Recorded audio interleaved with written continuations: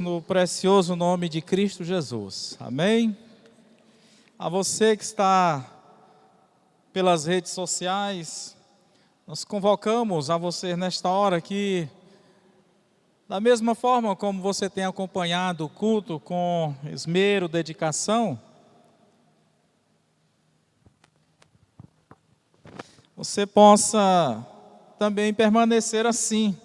Agora nós vamos trazer a reflexão da palavra de Deus, e nós vamos utilizar então o livro de Lucas, capítulo 19, versículos 41 e 42, e depois nós leremos João, capítulo 1, versículo 35, e nós vamos estar trabalhando a palavra em cima do tema bem simples: Jesus chorou.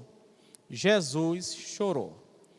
Então, Lucas, capítulo 19, versículo 41, diz-nos assim: E quando ia chegando, vendo a cidade, chorou sobre ela, dizendo: Ah, se tu conhecesses também, ao menos neste teu dia, o que a tua paz pertence, mas agora isto está encoberto aos teus olhos. Versículo de João 11, 35, perdão. João capítulo 11, versículo 35, bem simples o texto. Jesus chorou. Jesus chorou. Senhor, nós te dizemos obrigado por todo o cuidado dispensado a nós neste dia. Te dizemos também obrigado pelo privilégio, sim, dizemos-te privilégio por estarmos aqui, porque certamente alguns têm esse desejo, mas estão privados nesse momento de poder estar em um culto público, louvando o Senhor. Sejam privações por uma internação hospitalar, por estarem presos em um presídio ou aquartelado a trabalho. Mas o Senhor nos dá a oportunidade de estarmos aqui livres, podermos coletivamente te louvar, aprender de ti. E nesta hora, quando a tua palavra fora lida, sendo ela preparatório para o que virá, o teu recado aos nossos corações, suplicamos que o Senhor abra a nossa mente e que a tua palavra possa se instalar. E assim, ó Deus, vim promover a nós conhecimento, crescimento, maturidade. E aqueles que ainda não têm Jesus como Senhor e Salvador, nesta noite receba do teu Espírito a fé salvífica. E possam eles assim crer em Jesus como Senhor e Salvador de suas vidas. Portanto, ó Deus, a nossa petição é que o Senhor nos unja para sermos mensageiros verdadeiros da tua palavra e que a mesma encontre guarida em nossos corações. Rogamos em nome de Jesus, Senhor e Salvador nosso. Amém. Queridos, aí está a nossa leitura, fora dado o nosso tema, Jesus chorou, mas nesse intervalo da nossa mensagem, eu gostaria de fazer a consagração do filhinho aí do casal, Adriano e Andréia. Pediria que eles pudessem trazer aqui o seu filhinho, e nós vamos fazer a apresentação dele ao Senhor. Talvez a você que esteja aqui, nosso convidado, não saiba o que nós vamos fazer. Talvez você pelas redes sociais. Mas o que nós vamos fazer agora é uma recomendação do próprio Deus ao seu povo. Isso vindo desde o Velho Testamento.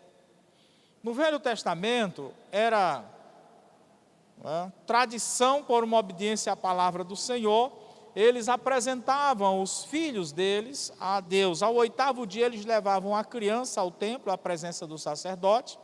E ali o sacerdote apresentava aquela criança. É o Adrian, não é isso? É o diminutivo de Adriano. Né? Adrian. Então aí, primeiro filhinho do casal. Né? Adriano Mirim e Andréia. Então, irmãos, vamos fazer o seguinte. Pedir que você ponha-se em pé. Você vai estender a sua mão. E nós, como igreja, vamos consagrar esta criança. Deus eterno, muito obrigado pelo presente da vida. E a tua própria palavra diz que os filhos, eles são herança aos pais. E nesse momento, eu estendo a minha mão, a tua igreja estende sua mão. Ó Deus, no gesto de abençoar esta criança, nós a consagramos perante Ti, perante o Teu altar, dizendo que esta vida pertence a Ti, que jamais o mal possa assolar a sua vida, mas que a partir de agora ele tenha toda a orientação, toda a proteção, todo o norteamento do Teu Espírito, que a Tua palavra, ó Deus, cresça na vida desta criança, e que ela se desenvolva em favor diante de Ti, diante dos homens, possa ser a luz que venha brilhar em meio às trevas, anunciando, sendo representante de Cristo Jesus sobre a face da terra. Assim, nós suplicamos todas as bênçãos sobre este pequenino Adrian, Senhor. Que de fato ele venha ser o evangelista, o pastor, o ganhador de alma no futuro. Nós também aproveitamos o ensejo para suplicar todas as tuas bênçãos sobre os seus pais, Adriano e Andréia, pedindo que o Senhor dê a sabedoria oriunda dos altos céus, a que eles possam demonstrar esta criança sempre nos teus caminhos, Senhor. Que eles possam dar a eles a educação proveniente dos altos céus. Que a tua graça, a tua bênção resida dia após dia sobre esta família. Pois assim nós estendemos as nossas mãos, consagrando esta criança e toda esta família perante o teu altar, pois assim fazemos em nome de Jesus. Amém. Muito bem. E ele fitou os olhos em mim, né? Gostou? Assentai-vos. Queridos, então aí a nossa proposta de tema é Jesus chorou. A palavra choro, as suas equivalentes, nós vamos encontrá-la 88 vezes na Bíblia Sagrada. Sendo que 58 vezes nós vamos encontrá-la no Velho Testamento e 30 vezes no Novo Testamento. E o choro, ele provém de emoções. O choro, ele provém das nossas emoções.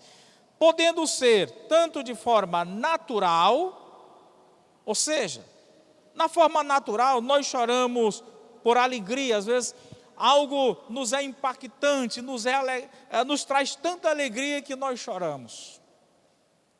Choramos também no aspecto natural por tristeza. Às vezes o impacto é tão profundo no aspecto de tristeza que nós choramos. Mas há também um choro que ele é artificial. Ele pode ser por fingimento. Aí tem os especialistas, os artistas, ou por fingimento. Há pessoas que são hábeis neste aspecto.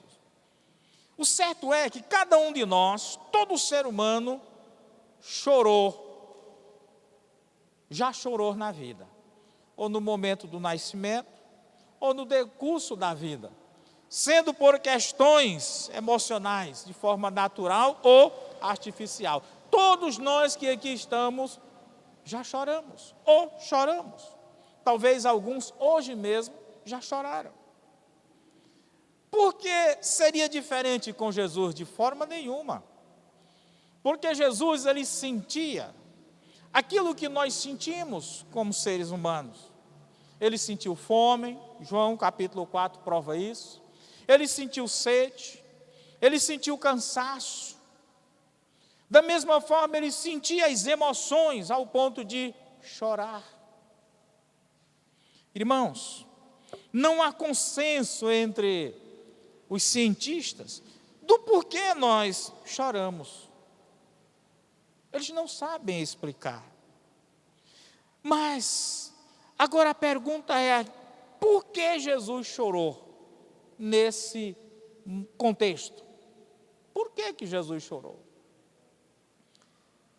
Vários são os motivos, nós queremos destacar 3 motivos do porquê Jesus chorou.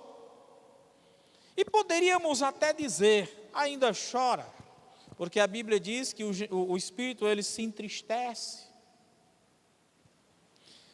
Primeira questão, Jesus chorou por causa da fraqueza humana. Ele chorou por causa da fraqueza humana.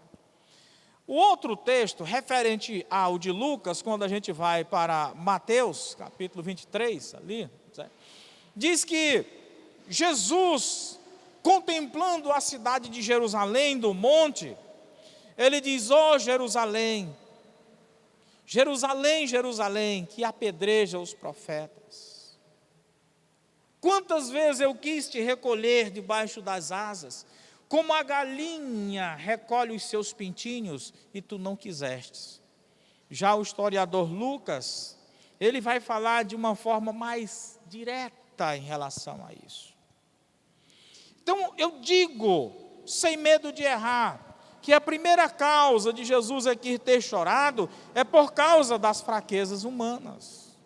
No caso de versículo aqui, 11:35, o contexto era o seguinte, seu amigo Lázaro havia já 4 dias, estava morto, sepultado, e aqui ele chega, e diante do quadro que ele vê, suas 2 irmãs, Martas e Maria, sem nenhum consolo, chorando, não que não tivesse ninguém para consolá-las, ali estavam os judeus, os amigos, mas a presença simplesmente de amigos não poderia trazer toda a calma, todo o conforto ao coração das mesmas. E ele observou todo aquele quadro e disse que ele chorou. Não era um choro de fingimento, mas era um choro natural proveniente das emoções, porque ele via a fraqueza no ser humano. Queridos, como Deus nos vê? Como Deus vê a mim? Como Deus vê você? A semelhança de uma criança que está nos seus primeiros passos de vida. O que é esta criança tão indefesa, inocente, que não tem capacidade de autodefesa, não tem capacidade lógica de resolver, entre aspas, seus problemas, já que ela não sabe nem o que é isso. Deus também nos vê como um adolescente, que ainda não viveu, que agora que está florindo para a vida, mas já se acha um sabichão, sabe tudo.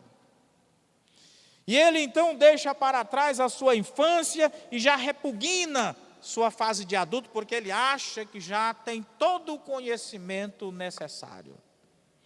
Mas a nós que somos adultos, nós olhamos para eles e pensamos, ou às vezes falamos, você tem ainda tanto que aprender. Mas eles acham que não.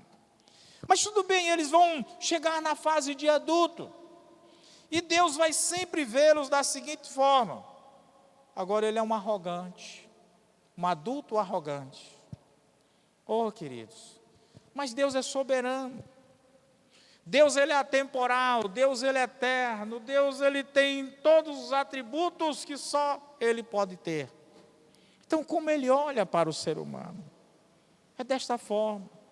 Somos sempre esta criança, somos sempre esse adolescente. Por isso que ele chora. Eu acredito que a maioria já teve aquela experiência de tentar ajudar alguém, aconselhar alguém para o bom caminho. Mas ele toma o caminho contrário e você sabe que ele vai tomar prejuízo, ele vai arrepender-se. E você, de um certo modo, às vezes não lagrimeja, mas internamente você está chorando, porque sabe que no âmbito do provérbio popular, ele vai quebrar a sua cara. E é Deus olhando para o homem. O homem se acha tão esperto, o homem se acha tão magnífico, mas o final dele é uma sepultura. neste mundo. E consequente, pode ser o inferno. Então Deus vê esta fragilidade do homem. Deus olha para a finitude do homem. A própria Bíblia diz que aí ele vai tendo muita saúde aos 70 anos, depois disso é canseira, enfado e acabou o homem. Mas o homem se acha sempre o tal. Na realidade, a fraqueza do ser humano faz Jesus chorar. O ser humano, ele se acha tanta coisa, ele se acha grandioso, ele se acha magnífico, ele se acha o centro do universo. E Deus olha para ele e não vê absolutamente nada. Na sua infinitude, na sua grandeza, Deus olha para a pequenez do homem e não vê nada. Quando Jesus olha para Jerusalém e pensa consigo, o que eu poderia fazer por vocês? O que eu trouxe para vocês e vocês não conseguem ver, vocês não conseguem enxergar? Pela sua pequenez. Queridos, no desabafo de um homem, é que nós realmente o conhecemos. Quando o ser humano está passando por um problema estressante na sua vida, um peso muito alto sobre si, que ele não consegue mais resolver, ele sempre precisa de alguém para desabafar. E é nesse desabafo que as lágrimas rolam dos seus olhos, que as palavras verdadeiras saem de seus corações, e ele mostra o quanto ele é insignificante. Raramente, nós que somos pastores, raramente, não há uma semana que nós não vemos uma ou duas pessoas chorarem na nossa frente. A fragilidade, a fraqueza do ser humano. Em um outro momento, nós o vimos tão alegre, tão visível. E agora nós o vemos na sua fraqueza. O apóstolo Paulo, na sua primeira viagem missionária, ele desceu com um pensamento de que, mais ou menos a ideia, ele ia abafar. Ia ser aquele grande missionário, aquela coisa toda. E ele foi. A primeira cidade que ele chegou foi a cidade de Atenas, na Grécia. E Paulo ali tentou usar do seu intelecto para levar a palavra, de modo que ele não ganhou uma só pessoa na cidade de Atenas. Agora envergonhado, cabisbaixo, ele desce para a cidade de Corinto. E quando ele escreve a sua carta a Corinto, ele diz: olha, eu desci a vocês não com sabedoria humana, mas em fraqueza. Porque ele percebeu que todo aquele conhecimento dele, que era tido como o terceiro homem mais intelectual da sua época, homem que tinha título de cidadão esse, aquele outro, então poliglota, e agora ele se acha totalmente inútil diante de tanto conhecimento, de tanto título, de tanto saber. Mas quando ele vai na dependência do Espírito à cidade de Corinto, aí lá ele ganha muitas vidas. Queridos, o homem sem Deus, ele é um nada. Você já viu aquela formiguinha andando no chão? Que você pode fazer dela o que bem entender? Você pode matá-la simplesmente com a ponta do seu dedo, da forma que você quiser. Ela é insignificante diante de você. É mais ou menos o retrato do que somos diante da grandeza de Deus. E é mínimo, essa comparação é mínima. Então você pode até dizer: pastor, eu vim aqui e você está me humilhando. Não, não estou lhe humilhando. Eu estou dizendo o que eu sou. Eu estou sendo realista, dizendo o que você é diante da magnitude do augusto Deus. Nós não somos nada. Por isso Deus chora, porque Ele queria que nós entendêssemos isso para que Ele nos fizesse grande. mas o homem não permite, o ser humano não permite que Deus o faça grande. Por isso, Jesus, contemplando toda aquela cidade, ele chorou. Ele chorou. Segundo porquê Jesus chorou, na minha compreensão, por causa da cegueira humana. Por causa da cegueira. Geralmente, quando nós estamos fora de uma situação problemática, nós conseguimos ver todas as saídas. Mas quem está enfrentando a situação, ele está embaraçado, ele não consegue ver. Às vezes eu estou vendo o UFC, e aí os caras vão para o chão, para o jiu-jitsu. Aí eu digo, não faz isso, que ele vai te finalizar. Aí o cara vai dar as costas, o outro finaliza. Mas rapaz, mas que lutador profissional desse fazer uma bobagem dessa, né? Ser finalizado é muito fácil. Está aqui na minha cadeira e o telão na frente, mas lá no tapão, aí é outra coisa. Então é muito fácil. Mas quando nós estamos inseridos no contexto do atrito, do conflito, nos tornamos cegos. E a Bíblia nos diz, aqui no versículo 41 do texto de Lucas 19:41, que foi o texto da nossa devocional, e quando Jesus chegou perto e viu a cidade, chorou sobre ela. Uma cidade cega no aspecto espiritual. Cega. E o que é que acontece hoje? A Bíblia diz em 2 Coríntios, capítulo 4, versículo 4, que o príncipe deste mundo, Satanás, cegou o entendimento dos incrédulos para que não lhe resplandeça a luz do evangelho da glória de Cristo. E o mundo está cego.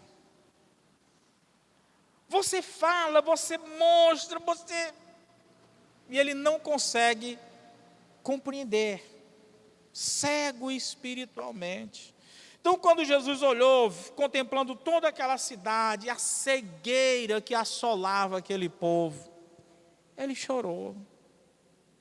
Nós vemos vários casos na Bíblia de cegueira espiritual. Vários casos. Nós vemos o caso de Geazim, o secretário lá do profeta Eliseu. Ali a cidade, quando ele olhou, viu todo o exército de Samaria. E ele disse, vala meu Senhor, eis que pereceremos. E quando Eliseu olha, tu não vê, Eliseu olha, Senhor, abre os olhos desse moço para que ele veja. Aí ele vê o exército de Deus ali. Anjos e mais anjos para protegê-los. Ele estava cego.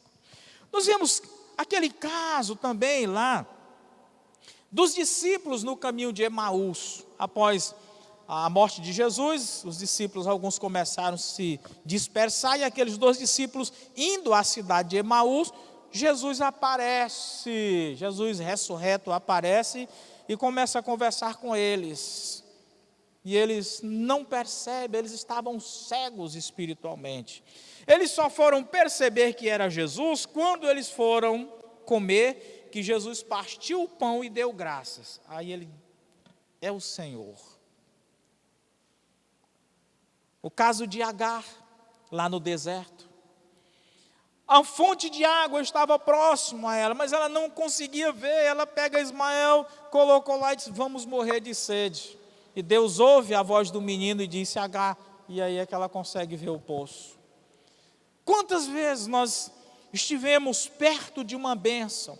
Quantas vezes estivemos perto de algo grandioso que Deus tem para nós? Mas a cegueira espiritual nos impede. E há pessoas que elas vêm uma vez, 10 vezes, 20 vezes à igreja, participa de um culto, e ela diz, mas eu não consigo descobrir a beleza do evangelho, eu não sinto nada. Claro, um cego não consegue ver. Aí, há há necessidade de se dizer, como disse aquele centurião a Jesus: Senhor, aumenta a minha fé. Senhor, desvenda os meus olhos, como disse o salmista, para que eu possa contemplar a tua beleza. O ser humano, ele está cego.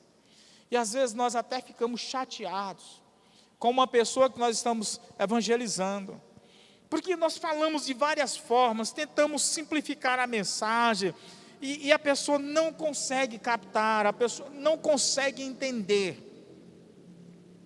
Mas é fácil, ela está cega. Como você pode pegar algo e dizer a uma pessoa que tem deficiência visual: olha, leia isso aqui? Como você vai fazer com que essa pessoa leia? E você continua insistindo: leia, leia. E ela disse: eu não consigo. E você: mas leia. Ela nunca vai ler. Ela não tem a visão. Então há uma necessidade de uma cirurgia para que aquela pessoa volte a enxergar, um transplante de córnea ou coisas dessa natureza. Assim também é no âmbito espiritual. Há pessoas que estão cegas, elas não conseguem contemplar a beleza do Evangelho. Pois bem, Jesus sabia disso. E aí ele chorou: o que eu posso fazer por eles? O que eu posso fazer para tirar esta cegueira espiritual da vida deles? Sabe, o apóstolo Paulo, posteriormente a essa situação de Jesus, ele nos fala lá em 2 Coríntios 3, 15 até o 16, sobre o véu que estava posto sobre aquele povo. Um véu sobre eles que não permitia que eles vissem. Olha, vamos fazer a leitura, portanto. Até hoje, quando é lido Moisés, ou seja, quando é lido ali o Pentateuco, os primeiros livros da Bíblia, ali, os 5 livros, os livros da lei. Até hoje, dizia Paulo, quando é lido Moisés, o véu está posto sobre o coração deles. Ou seja, eles liam ali o Velho Testamento, principalmente o Pentateuco, mas o coração estava embrutecido, coberto, não havia transformação, não havia mudança. Mas, quando se converterem ao Senhor, então o véu se tirará. Eu já ouvi pessoas, não agora, ultimamente eu não tenho ouvido isso, mas eu já ouvi de pessoas dizer assim: é interessante, o cara não é nada, não sabe nem falar, e na hora que se torna crente, aí começa, sabe falar, sabe pregar, sabe... Não. É isso aqui. Eu já ouvi pessoas também, isso é mais comum, pessoas dizendo: eu leio a Bíblia, eu leio, mas não entendo nada. E não vai entender. Porque o próprio Paulo, ele diz que a Bíblia, ela só pode ser entendida, interpretada, discernida espiritualmente. E o homem carnal, ele vai ler, mas aquilo ali se torna uma mera leitura convencional. Não vai trazer transformação nenhuma à vida dele. É como ele está lendo um romance qualquer da vida. Ora, continua Paulo. Ora, o Senhor é o Espírito. E onde está o Espírito do Senhor, aí a liberdade. Certo? Essa venda é tirada. Jesus liberta. E o indivíduo começa a compreender as coisas espirituais, a Bíblia, do porquê desse ajuntamento, do porquê esta alegria. Então a pessoa começa a entender Deus, as coisas de Deus.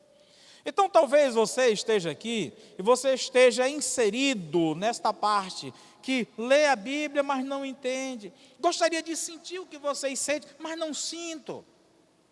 Você precisa aqui, do Espírito de Deus na tua vida para te dar essa liberdade, retirar esta venda, este pano que tampa a tua compreensão espiritual.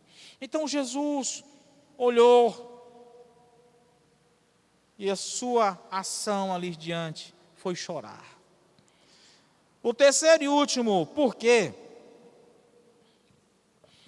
é que Jesus chorou, é por causa do resultado da recusa daquele povo. Jesus sabia que, por causa daquela recusa, ele sofreria uma grande penalidade.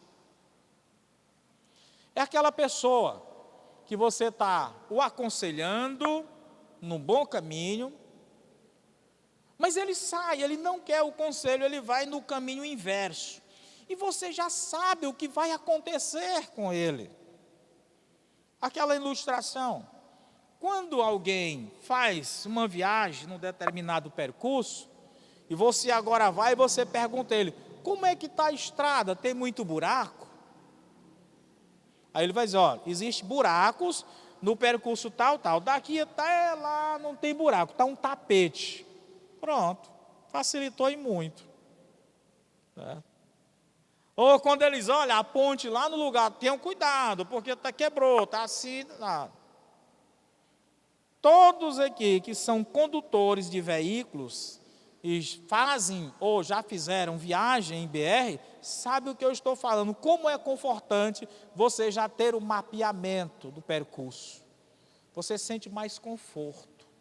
Quando não, você está sempre ali tenso no volante. É isso aqui. Jesus já sabia o que ia acontecer com aquele povo.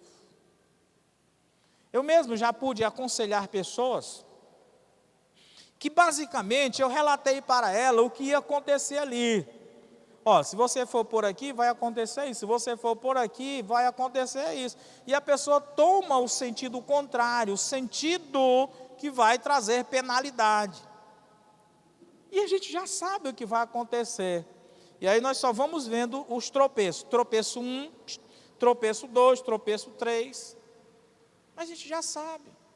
E a própria pessoa também já sabe que vai acontecer. Mas o ser humano, ele é teimoso. Ele não aceita viver pela experiência de outro. Ele quer ter suas próprias experiências. Uma certa vez, um amigo, ele disse que queria conversar comigo. Chegou lá, ele disse o que ia fazer. Aí eu disse, olha, esse filme é repetido. Eu conheço já o final desse filme aí. Todos só finaliza assim. E eu fiquei muito triste quando ele disse, pastor, eu sei, mas eu quero tentar. Eu quero ver se eu quero tentar. Eu digo, você tenta, mas vai dar assim. E foi se passando os anos. E eu acho que não foram 4 anos, o resultado deu todo do jeito que eu havia falado. Então, irmãos, Jesus sabia do que ia acontecer com aquele povo. Jesus o alertou sobre o que iria acontecer com eles. Então, agora o que fazer? Chorar. Não há mais nada a fazer. Não há mais nada. Pois bem, o estudo, se nós fizermos um estudo apurado da Bíblia, em relação àqueles que não colocam Deus como Senhor e Salvador da sua vida, o que é que a Bíblia vai dizer? O salário do pecado é a morte. O final dessas vidas é o inferno. É mais ou menos você dizer para alguém que diz, olha, a partir de agora eu vou ser um usuário de droga. O que é que você vai dizer para ele? Qualquer um de nós aqui, se alguém chegasse para você e dissesse, olha, me dê um conselho, agora, a partir de agora eu vou ser um usuário de droga, com certeza você diria para ele o que vai acontecer. E certamente vai acontecer. Mas as pessoas continuam teimando. Então não se pode fazer muita coisa. Agora, parece que na semana passada, retrasada, não lembro mais, foi ceifado um jovem ali, vizinho nosso, muito jovem, se envolveu na vida do crime, da roubalheira, usuário de droga, e conselho demais, muito conselho, fora jurado de morte, Mas mesmo assim continuou na teimosia. E o apanharam, o espancaram, de modo que ele foi semi-morto. Acho que deixaram de espancá-lo achando que já estava morto. E ele foi semi-morto ao hospital. Mas lá veio a óbito. Rapaz novo, mas não acreditou na realidade dos resultados para aqueles que entram nesta vida contrária. Não há, irmão, não há outra saída, não há. O final é aquele ali. Então, por que o homem é insistente? Por que o ser humano é insistente? Então, quando eles recusaram o senhorio de Cristo, quando eles recusaram Jesus como Salvador, eles recusaram exatamente isso, a água da vida. Então, queriam morrer. Eles rejeitaram o pão da vida, então queriam morrer. Eles rejeitaram a luz deste mundo, então queriam andar em trevas. Eles rejeitaram a vida, então eles estavam optando pela morte. Eles rejeitaram o pastor, então eles estavam aceitando o mercenário. E assim nós passaríamos a noite toda fazendo esta conotação. Queridos, se estamos rejeitando a Deus, então nós estamos recebendo o outro, Satanás. Não, eu não estou, mas também não tem meio termo. Ou é um lado, ou é o outro. Não existe a terceira via, não existe meio termo. É como no âmbito político hoje no Brasil. Tinha a esquerda, a direita. E agora veio com um papo furado, a terceira via. Mentira, não existe terceira via. É direita e esquerda. Não existe terceira via. Papo furado. Terceira via é a mesma coisa daqui. É assim, no âmbito da vida. Não tem terceira via, não. Ou é Deus, ou é Satanás. É céu ou é inferno. É assim que funciona. Ou é vida, ou é morte. Você não pode, ao mesmo tempo, viver e ao mesmo tempo morrer. Ah, morri, nasci, vivi. Não, ou você vive, ou você morre. É assim que funciona a vida. Não tem escapatória para o ser humano. Então, nesse caso, Jesus, vendo que a recusa deles em aceitar Jesus como o Salvador, como o Messias de Deus, seria uma penalidade muito grande para eles. Bom, em Mateus capítulo 27, versículo 25, já vou de projeto aí, por gentileza, Mateus capítulo 27, versículo 25. Ali, esse texto, o contexto dele é o seguinte. Olha aí. E respondendo todo o povo, em uma só voz, disse: o seu sangue caia sobre nós e sobre os nossos filhos. Aqui é quando eles estão diante de Pilatos. Aí Pilatos, aquele político, tentando ver uma solução que agradasse ambos os lados, disse: olha, mas eu não vejo crime nenhum nas mãos deste homem chamado Jesus. Aí daí o povo, que o sangue dele. Então Pilatos querendo lavar as mãos e o povo disse: que o sangue dele caia sobre nós queremos que ele morra, aquela coisa toda. E Jesus ouvindo tudo aquilo ali, e Jesus pensando, se ele soubesse que realmente vai cair sobre eles. Pois bem, então eles disseram isso. Ou seja, irmãos, Jesus queria dar para aquele povo um berço de ouro, de paz, de conforto, mas eles não quiseram. E sabe o que foi que aconteceu ao povo judeu? Eu geralmente, nos estudos, nas minhas pregações, eu falo muito essa expressão: pesquise. Vá à internet, pesquise sobre essas coisas. Porque na realidade, nós os batistas, nós não temos a dificuldade de sermos claros, de trazermos facilidade de compreensão nas nossas mensagens. Então você entra lá na internet e põe assim: o que aconteceu com o povo judeu no ano 70 depois de Cristo? Então você vai ver, mas dando uma colher de chá. No livro a história dos judeus, escrita pelo historiador Flávio Joséfo, que nasceu no ano 37 depois de Cristo, ele conta a história do que aconteceu, certo? Então, no ano 70, Tito, ele cercou Jerusalém, certo? No ano 66, Jerusalém foi cercada, houve um retorno em virtude de um ataque, eles foram ter que repelir, mas no ano 70 volta. E foram exatamente no dia da Páscoa, onde estava, né, diz que em Jerusalém estava cerca de 1.100.000 judeus celebrando a Páscoa, quando ela foi cercada. Queridos, e o morticínio foi grande. Flávio José, ele narra dizendo que na sarjeta das ruas corria sangue, como se corre água no esgoto da rua. Então os judeus foram massacrados pelos romanos. Eles mataram mesmo, porque quando eles entraram no templo, pensando que havia muita riqueza, muito ouro ali e tal, que eles descobriram que a riqueza que havia ali era meramente espiritual, eles se dignaram de uma forma em que eles resolveram matar tudo quanto era de judeu. Esse versículo aí. Exatamente esse versículo. As mulheres, diz o texto lá em Lucas, elas batiam no peito, dizendo: o sangue dele caia sobre nós e sobre os nossos filhos. Por isso Jesus chorou. Eles não sabem o que diz. Na cruz, Jesus disse: Pai, perdoa-lhes, porque eles não sabem o que fazem. Jesus queria abrandar, mas não tinha jeito. Não tinha jeito. É mais ou menos assim. Quem dentre nós aqui estamos, que somos já crentes na pessoa de Jesus, que não sente tristeza pelos nossos parentes, os nossos amigos, que nós tanto falamos de Jesus, mas eles continuam com o coração duro? Todos nós.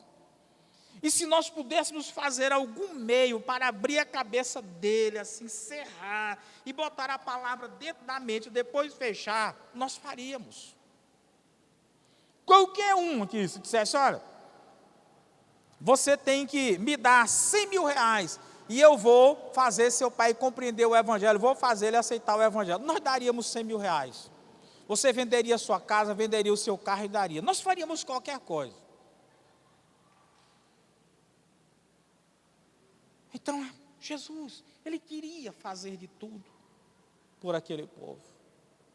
Então, meu querido, Jesus naquele momento, ele chorou por mim, ele chorou por você, porque ele sabe qual é o resultado, qual é a penalidade que nós teremos se continuarmos nesta recusa em aceitá-lo como Salvador proveniente do Todo-Poderoso para nos resgatar da condenação do inferno. Então a pergunta diante disso: você está envolvido nesse choro? Porque ele chorou por você, chorou por causa das suas fraquezas humanas, a sua pequenez. Ele chorou por causa desta cegueira que o ser humano tem, mas uma paixão aberta pelo mundo. A nossa visão é ampla, o mundo, porém míope, cega, fechada para com Deus. E ele chorou por causa exatamente do resultado que nós teremos se recusarmos tão grande salvação. Então, diante de tanta explicação, diante de uma palavra que já é suficiente para salvar toda a humanidade, porque Jonas, ele passou simplesmente no meio daquela cidade com uma seguinte mensagem ali na cidade de Nínive: ainda 40 dias e Nínive será subvertida. Foi a mensagem de Jonas, e passando direto. E toda aquela cidade, certo? Só de pessoas com a idade lógica, diz que havia 120.000 pessoas. E todos foram salvos. Simplesmente com esta palavra: ainda 40 dias e Nínive será subvertido. E aqui eu já estou falando há cerca de 30 minutos, 40 minutos. Então é uma mensagem para salvar todo o universo. Mas aí cabe você responder diante desta palavra: sim ou não para Deus. E eu vou pedir o seguinte: enquanto a igreja vai estar orando, cada irmão vai curvar sua fronte e vai estar orando pelos nossos amigos, nossos convidados que ainda não reconheceram Jesus como Senhor, ou que estão distanciados de Cristo e têm o desejo de retornar. Você vai orar por eles. E o convite que nós fazemos a você é este: neste momento, reconheça que Jesus chorou por você e receba Jesus como Senhor e Salvador da sua vida. Daí eu pergunto: onde está a primeira pessoa que quer fazer este compromisso? Seja de voltar ao Evangelho, voltar aos braços de Cristo, seja de reconhecê-lo nesta noite como Senhor e Salvador. Então você vai fazer assim, enquanto a igreja ora, você vai levantar suas mãos, uma das suas mãos, de modo que eu possa ver. Pode vir, não tem problema. Graças a Deus. A igreja continue orando. Mais alguém pode levantar a sua mão? Graças a Deus. Graças a Deus. Há mais alguém? Há mais alguém entre nós? Talvez você diz: pastor, eu queria sentir tanto isso. Aquele centurião, ele disse que estava com a fé dele pequena. Ele disse: Senhor, aumenta a minha fé, Senhor, para mim crer. Diga para Jesus nesta hora: Senhor, eu quero fazer essa decisão, mas eu preciso que o Senhor aumente a minha fé. Me dê a fé salvífica. Por isso eu pergunto: onde está a terceira pessoa que quer fazer isso? Receber Jesus como Senhor, como Salvador da sua vida.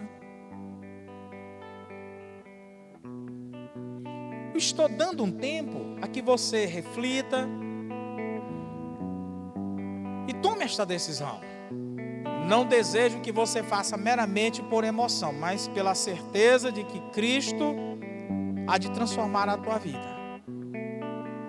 Então eu pergunto pela última vez: há mais alguém entre nós que deseja dizer sim para Jesus, entregando sua vida aos cuidados dele, dizendo: Senhor, eu te recebo como meu Senhor, como meu Salvador?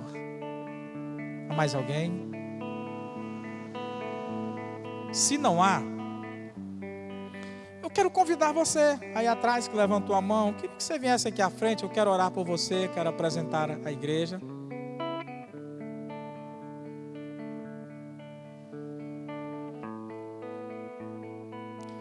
Sobe aqui, Riladson. O Riladson, ele estava distanciado do Senhor, mas Riladson está voltando. Eu todos os dias, aquela leitura que eu mando para o grupo da igreja, a leitura da Bíblia e tal, sempre mando para o Riladson. Nunca deixei de mandar, né? Bom, se eu mando a palavra, então a palavra por si só ela vai ter poder. Uma hora ele não vai aguentar, né? Porque não tem como ninguém aguentar a palavra. Aí eu observo que ele lê, né? Porque está marcadinho lá como azul. Então, graças a Deus. Não estou dizendo que foi esse o efeito. Eu estou dizendo que a palavra é poderosa. E os irmãos sempre, nunca desistiram do relato. A turma ligava, falava, e aí está. Muito bem. A Larissa e o Clair, eles fazem parte já da célula do Francílio. Fazem parte. Você está se reconciliando? Não. Você está se reconciliando? E você ainda não havia feito sua decisão, né? Está fazendo agora. Beleza. Então, um casal aqui. Muito bem. Bom, antes de orar, vou convidar a célula do Francílio. Francílio foi um camarada abençoado, né? Na célula dele. Francílio, ele só recebeu na célula dele praticamente pessoas não evangélicas. Você está com a faca e o queijo na mão, né? E está vendo aí os frutos. Está aqui o Domingos, outro também que decidiu, e o Júnior está fazendo aí o discipulado. O Júnior e Deane estão discipulando. Josué e Dejane, porque o Josué está discipulando o casal, né? E o Júnior está discipulando, o Júnior e Deane está discipulando o Dominguinho e a esposa. Então o Francílio ele tem investido nessa questão de discipulado. Como a célula dele é composta mais por pessoas, era composta mais por pessoas não evangélicas, ele foi pegando gente de todas as células aqui da igreja para ir discipular. E está funcionando, não é, Francílio? Graças a Deus. Graças a Deus. Então, as células não podem esquecer o fator discipulado. A célula peca muito. Por quê? Porque ela se preocupa com o fator comunhão. Vamos fazer festa. Não é por aí. É discipulado. Aí as células querem fazer festa aqui na igreja. Pastor, me ceda uma sala. Vai chegar dezembro e sua célula não vai para lugar nenhum com esse negócio de festa. É discipulado. Irmãos, ponha-se em pé e vamos abençoar estas vidas, em nome de Jesus. Senhor, muito obrigado pelo trabalho operacional de cada célula. Que nós, ó Deus, possamos entender que o projeto é ganhar vidas. Que qualquer outro fator, comunhão, virá, ó Deus, naturalmente. É uma consequência do trabalho do discipulado, Deus. E aqui, obrigado por estas vidas que nesta noite se manifestaram, recebendo a Jesus, reconhecendo Jesus como Salvador, como Senhor de suas vidas. E nós estendemos as nossas mãos como igreja, abençoando, pedindo que o Senhor, a partir de agora, os conduza na firmeza do teu evangelho. Que eles não venham olhar nem para trás, nem para a direita, tampouco para a esquerda, mas unicamente o seu exemplo, o modelo a seguir, seja Jesus, autor e consumador da fé. E que eles sejam também ganhadores de alma, Deus. Cada um com o dom que o Senhor, com que o teu Espírito há de dar, há de conceder. Abençoamos a célula do Francílio. Abençoamos aqui a célula dos homens que tem trabalhado, do irmão Afrânio que tem trabalhado com Hilácio, Deus. Abençoa a célula do teu filho, que ela possa crescer mais e mais em número. Muito obrigado, Senhor, por tudo. Rogamos em nome de Jesus. Amém. Quero convidar a célula do Afrânio, para receber o Hilácio, porque o Afrânio tem trabalhado aí no discipulado. O Afrânio tem trabalhado aí com sua célula no discipulado do Hilácio. E é isso aí, agora olhar para frente, não desanimar, e é luta. E enquanto estivermos nesse mundo, há uma luta. O descanso é ali na Nova Jerusalém.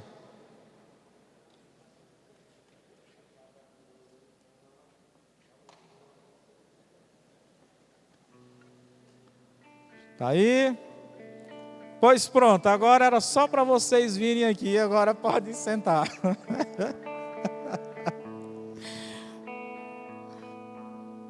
Beleza.